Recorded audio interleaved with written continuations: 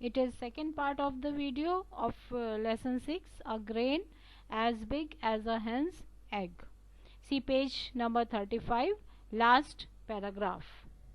So the king gave orders that a very old peasant should be brought before him, and his servants found such a man and brought him to the king, old and bent, ashy pale, and toothless. He just managed, with the help of 2 crutches, to totter into the king's presence. So at the king's order, his servants brought a very old peasant before him. This old man had a sickly complexion, his teeth were missing, his posture was poor, and he could not walk on his own.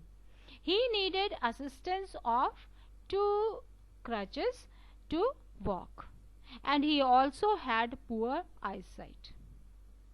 So let's see the next paragraph to know what he replied when the king asked him about the grain.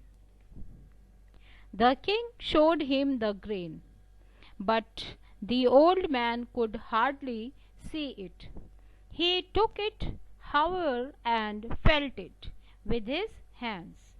The king questioned him, saying, "Can you tell us, old man, where such grain as this grew?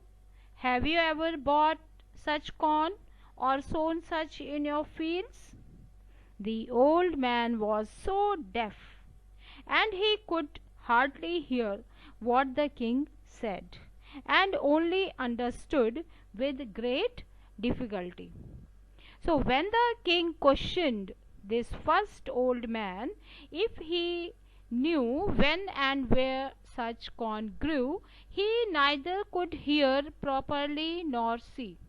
He was almost deaf, and felt the grain with his hands, and replied, "No," he answered at last, "I never sowed nor reaped any like it in my fields, nor did I ever buy any such.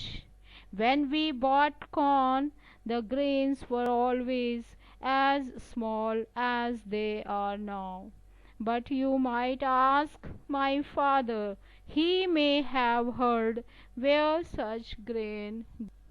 So this first old man replied to the king that he never sowed nor reaped nor bought such grain.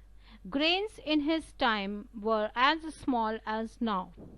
He suggested the king to call his father. He might know something about it.